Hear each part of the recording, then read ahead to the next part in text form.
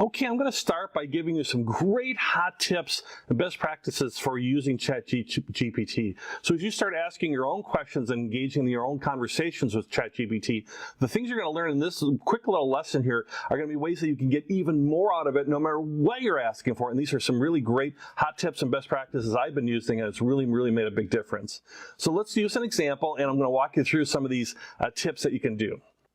And for our example, let's say your boss comes to your office and says, this is your boss talking now, and says, I've been reading this stuff about Enneagrams, and they're like these assessment tests or whatever for team members or employees.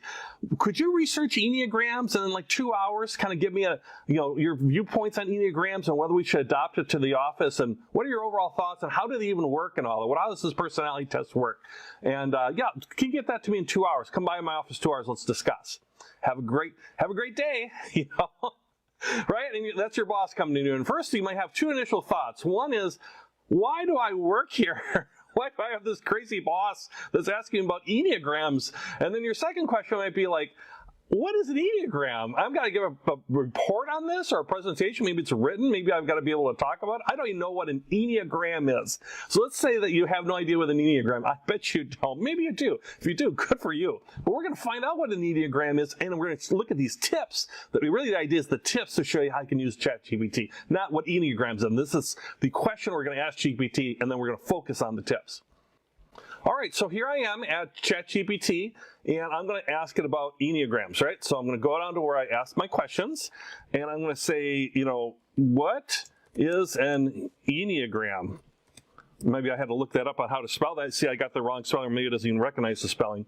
But the nice thing about ChatGPT can actually, fix your understanding if you spell things wrong sometimes, a lot of times. So what is an Enneagram? And maybe you heard from your boss that it was like some type of personality testing or whatever. In fact, I'm going to misspell personality wrong. I'm going to misspell test wrong too. Let's see how it does. So if it figures out from that what I'm actually trying to ask it. So I have no idea if it's going to come through or not, but here it comes. See how fast it is? This is, again, in real time on my Wi-Fi at home, not a fast network at all. So it's giving me information. The Enneagram is a personality typing system that identifies 9 distinct personality types. So this is all about personality testing and all that. And it talks a little bit more about how it's used and other things there. Just a short little thing on Enneagram. See how it's added to my chat over here too as well as a new thing in my chat.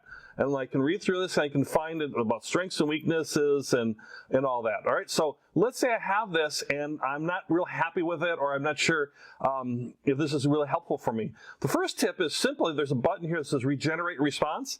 I can just have it try again. It's really just starting over and trying again. And it's going to give me it's going to give it to me a different way, right? Similar but different. Here it talks about 9 different types.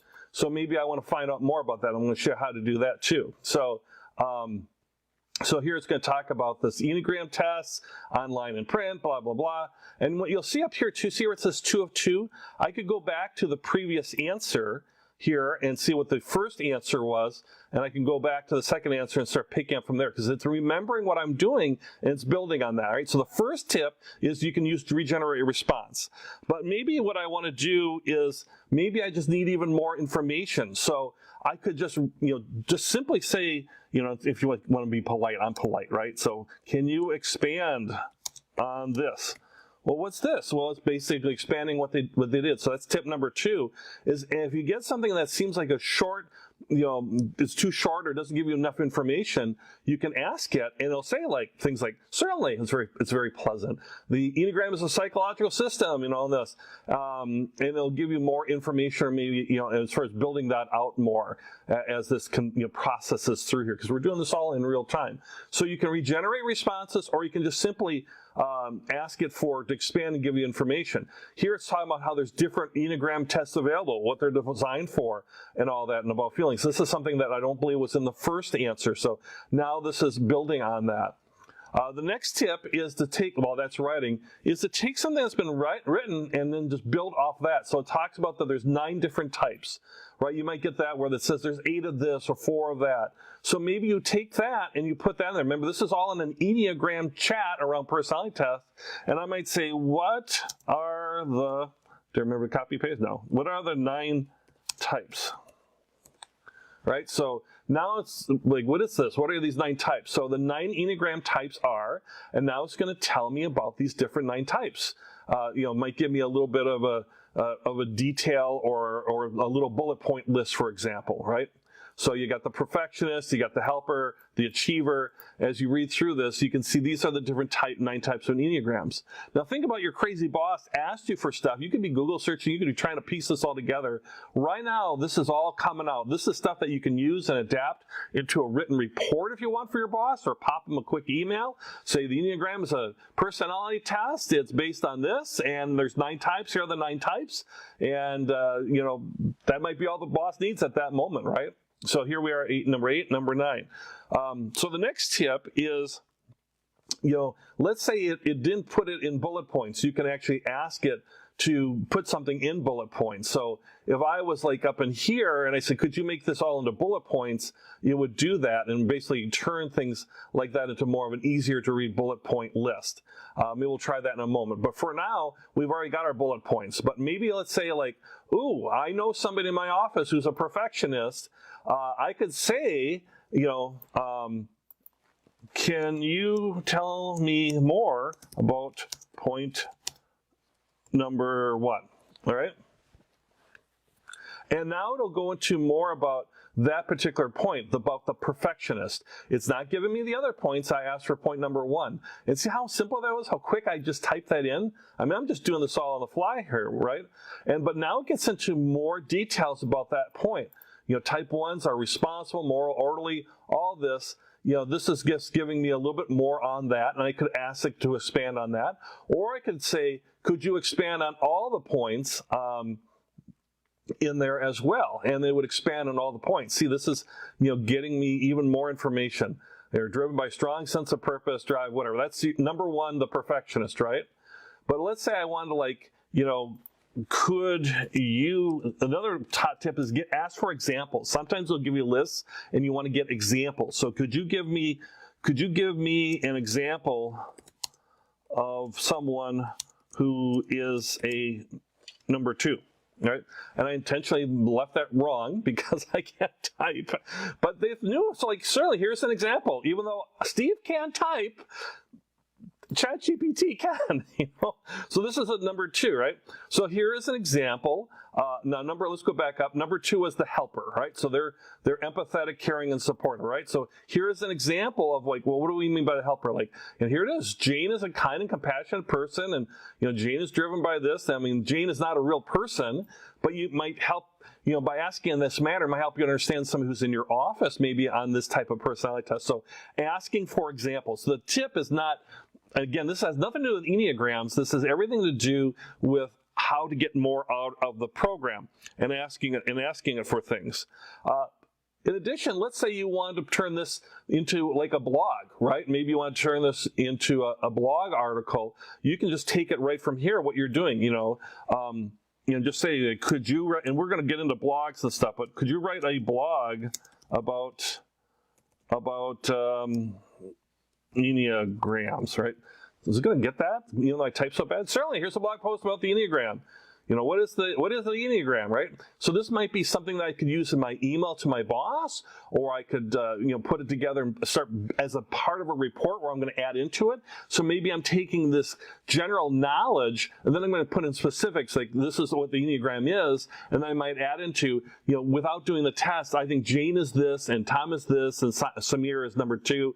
I believe I'm a number 7, which is the whatever, and go into each of these different, 9 points again. But this is like a written blog post that you can use and expand on as far as an outline or an idea behind that.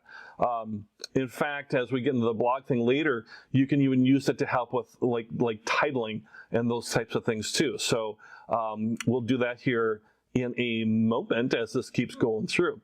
So, but the main idea is that, using these tips of keeping to generate more content, more things that might be out there as far as that you want to learn. And this is a pretty good long blog post. It was a little bit longer than I wanted it to be. But let's say, I wanted a title for this blog post. I could ask it, could you give, well, it's right in there, me 5 titles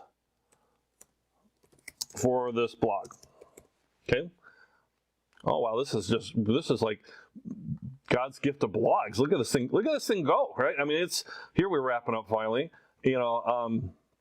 I guess I asked it too broad of a thing, actually. Blog. Now I'm going to say, just give me 5 titles. Give me 5 title ideas for the blog. Because sometimes you're just trying to generate ideas, and that's the last hot tip, is using ChatGPT to give you things like titles or generate ideas or things of that nature as well. So thought about it a little bit. Now here's 5 blog titles. Now I could try to really think of different things, brainstorm stuff, whatever, but I could look at these 5 titles for whatever it is. Maybe I'm writing a report or a subject line for an email, whatever it might be, and I could ask it for some potential titles or ideas. So here's our titles: Understand the Enneagram, Discover the True Self, the Enneagram, a tool for personal and professional growth.